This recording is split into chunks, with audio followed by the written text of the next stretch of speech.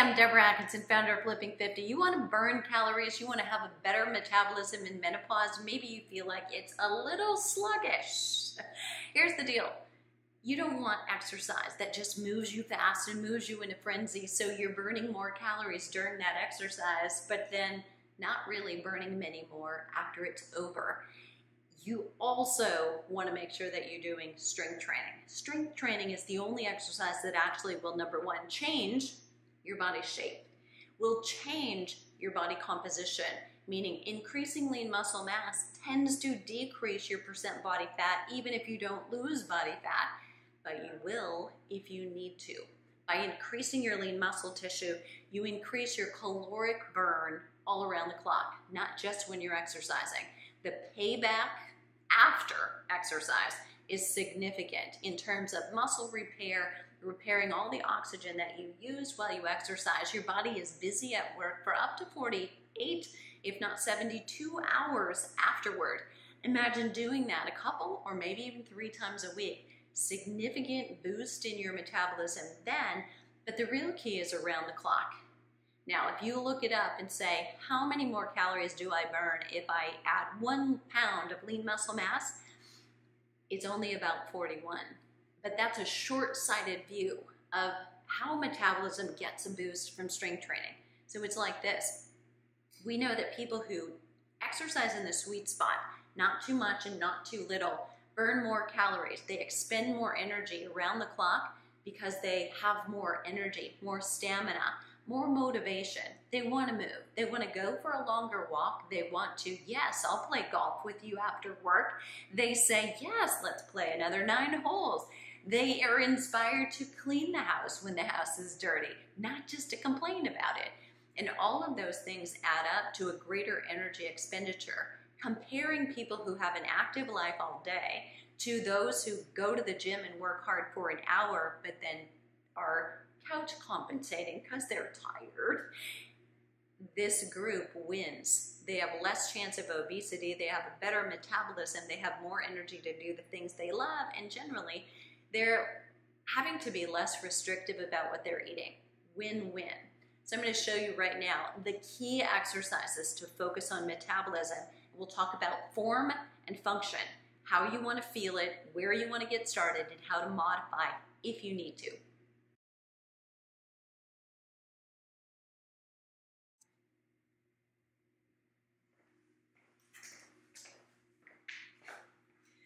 The first exercise we're going to go over is squats, and the number one reason why is we do it. It's very functional. So you sit down, you stand up all day long, most likely.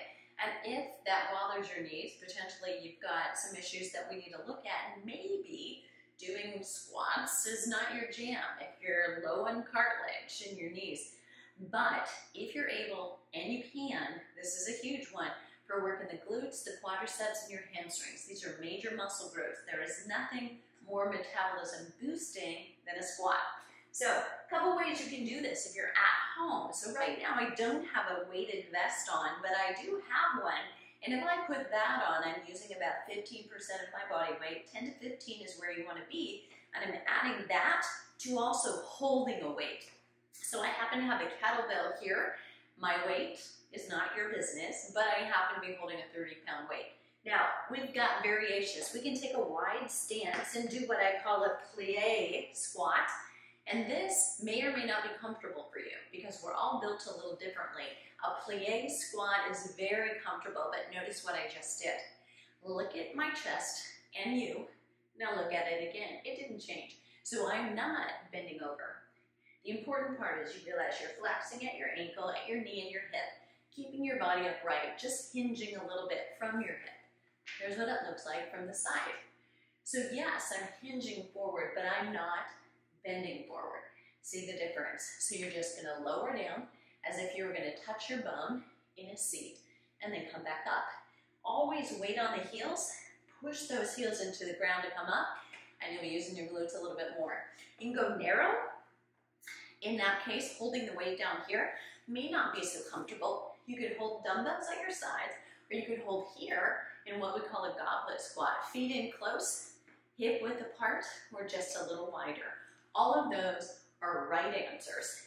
And I also give it some variation Sometimes by holding one arm or by the other side. Now what am I doing? A little more core. So I want to go this way because the weight's pulling me, not allowing that to happen has me more engaged. All right, now notice this. I'm a little out of breath.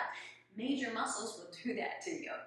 So the number of repetitions right now, let's leave that for later. I want you to focus on good form.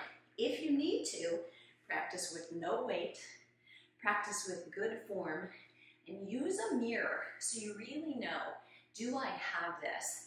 So maybe the camera and the video here and your phone over here so you can look at how's your form and correct it. Weight on the heels if you feel any stress in the knees.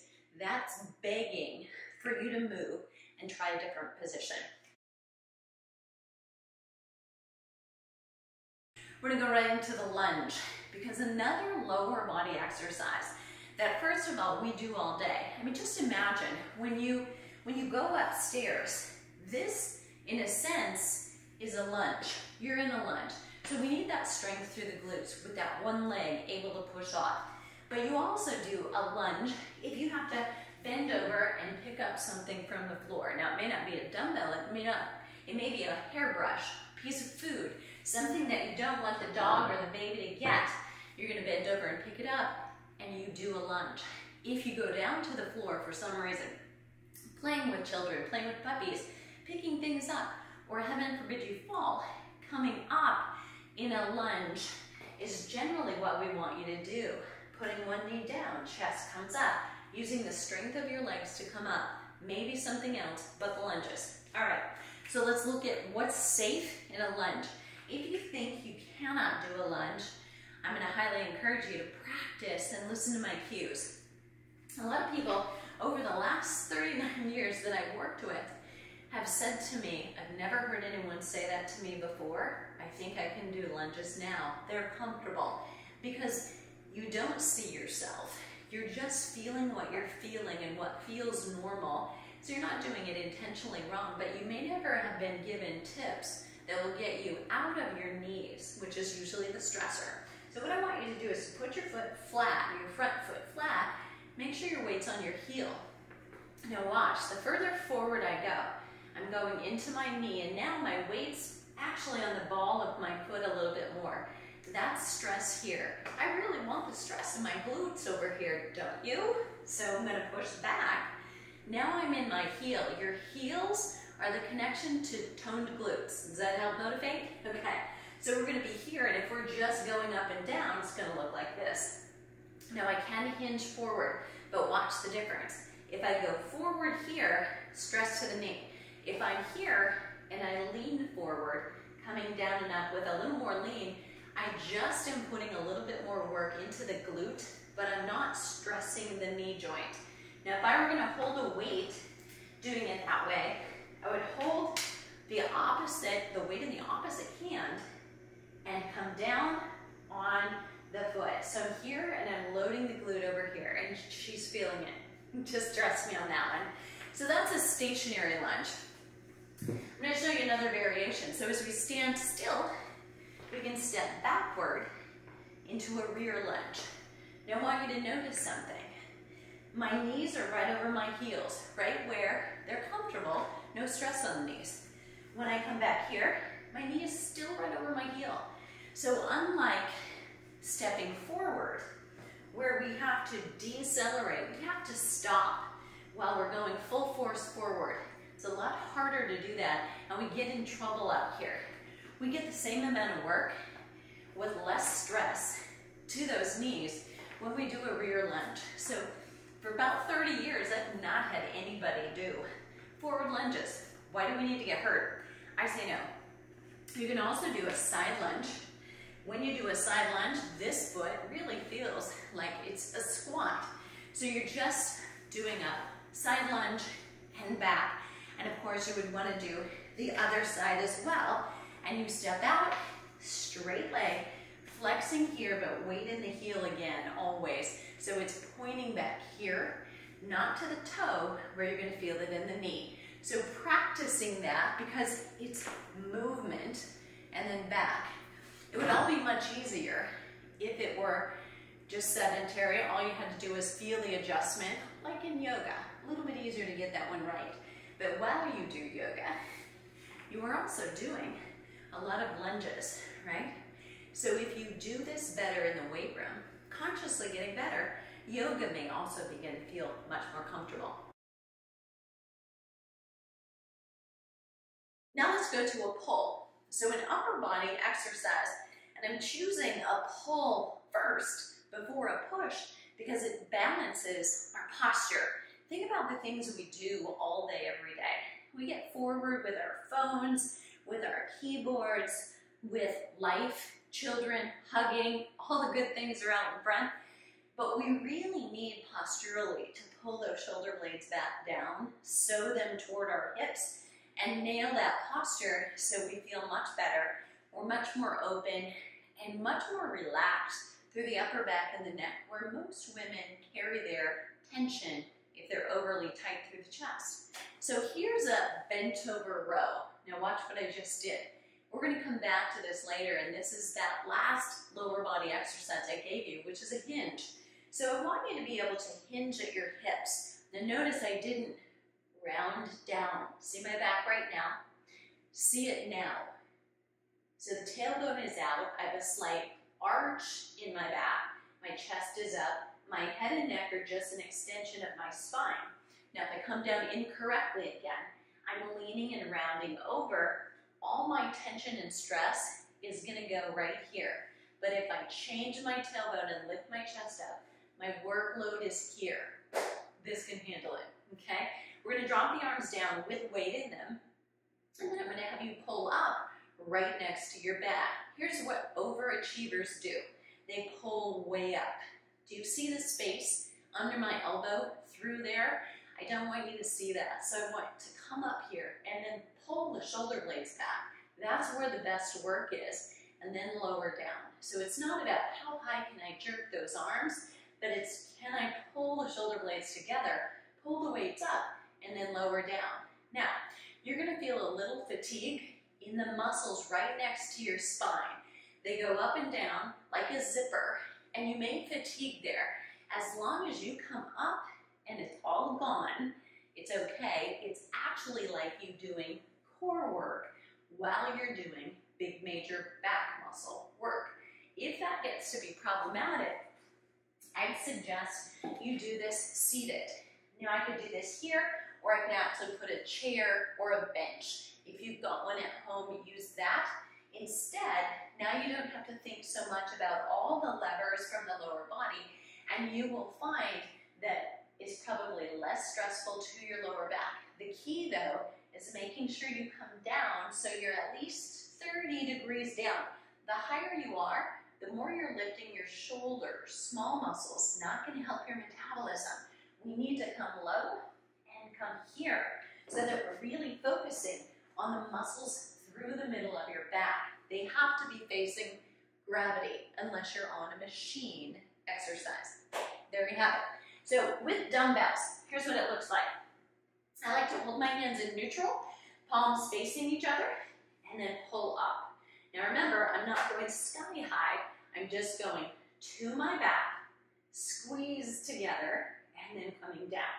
My weight's in my heels and my feet, so check on yours. Are you doing these with me?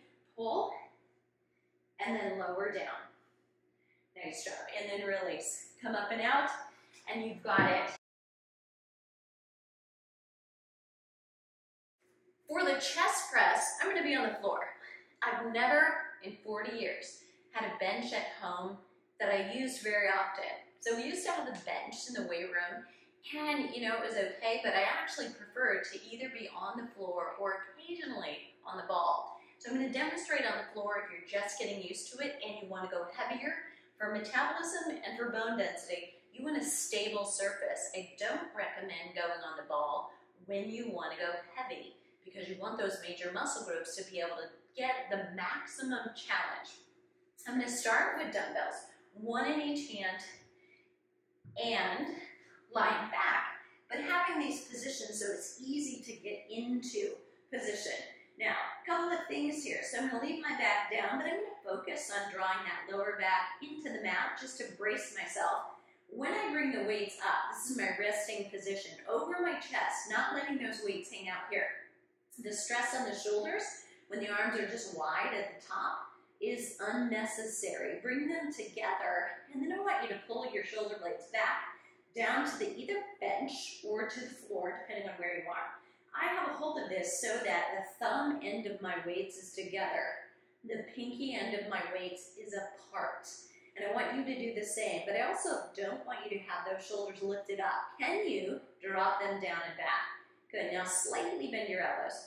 I'm going to have you lower those weights so you're hovering right off the ground, and then press them back up again. Now do that super slow, so you're going to lower down maybe a 3 or a 4 count. You're going to pause at the bottom, and then you're going to push. You can explode it up. You can go up in 1 second or less, as long as you're under control. Now, here's the key.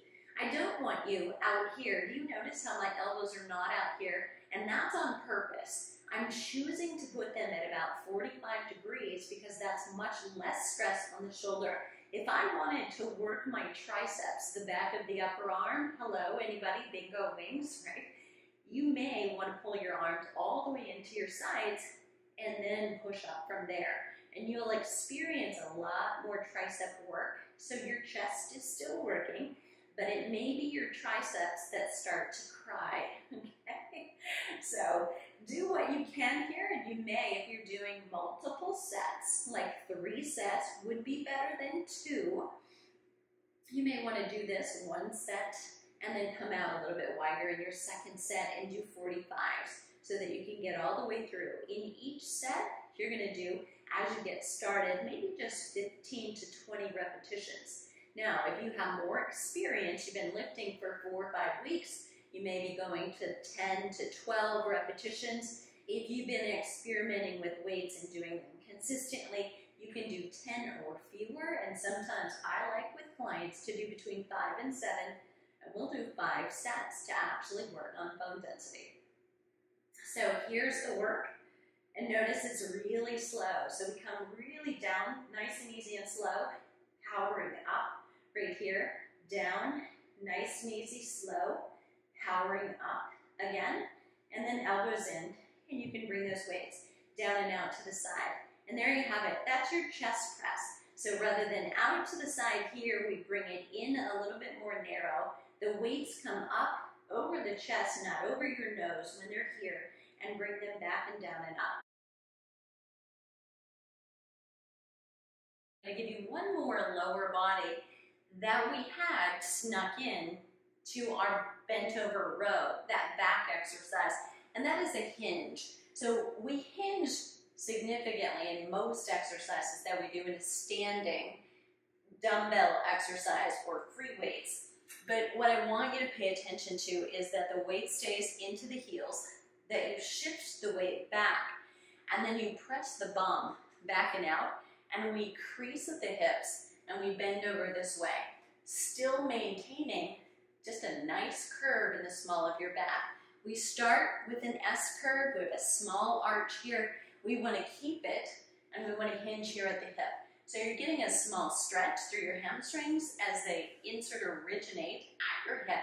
And when you're down and up this way, what's doing the hip extension is your glute muscles. What I want you to be careful of is if you have lower back issues, going too heavy doing this puts some risk at the lumbar spine. So limiting the range of motion is one way we handle this with our audience. We also do hinges, but do them inverted and do hip thrusts instead. This, however, is very functional because often, again, we will bend over and we pick things up, don't we? But here's what we do. We bend over and we pick something up, and we're not thinking about our form unless we're in the weight room a lot of times. So we get sloppy and watch my back. It's rounded right now as opposed to hinging. And if I hinge to pick this up, now I'm using major muscle groups. If I round to pick this up, I'm stressing my back to do this lift. So I'm putting myself in a very vulnerable position. So doing a hinge can be beneficial if you're ready for it. But what you want to know is You've already got a certain degree of strength and you're able to do it. Start with a minimal range of motion. Don't start with your weights on the floor. Start with your weights higher where you can pick them up on a weight rack and then stand with that. So if you can come up, squeeze through the glutes when you get there. You're doing the work even though it's very small range of motion. Now I happen to have weights that are not extremely heavy, but if I wanted to work a little bit heavier, I could hold my kettlebell, go a little bit heavier here at home with this one. And this is one, I have to tell you, that I've been exercising for 42 years consistently. I'm an 8-time Ironman athlete and a strength and conditioning coach. I don't do a deadlift regularly because of the risk to the lumbar spine. I do a limited range of motion deadlift in order to strengthen my glutes and my hamstrings. And that is all I want. The risk of injury to my lower back is not worth greater range of motion. So you'll need to decide, where are you with your ability and safety and previous injury risk? So what I like about this one is keeping my weight on my heel in this one leg, single leg deadlift actually causes me to work on balance. If I couldn't do this, I know this weight is too heavy for me, then I have no business really lifting heavier with both legs or going more or further down with range of motion. Good. So it's really key that you have limited range of motion and good form there before you do more. So there you have it. We've done the squat, the lunge, the bent over row or pull, the chest press or a push, and a hinge. Those are the dominant motions that we have except for rotation. Now rotation comes in things like getting into and out of bed, getting into and out of your car, and we don't, though, want to do a lot of strength training exercises that feature rotation because that dynamic motion under a great deal of stress can put a lot of stress on your spine. But you will find that tucked into things like yoga, Pilates, and those types of movements are very appropriate to be doing. We also do a little bit of rotation when we're walking or jogging. So walking and gait is the last of the sequence of primal movements that we do. The ones I just gave you for strength training are the ones that lend itself most to bone density and to major muscle group growth for muscle mass that impact your metabolism.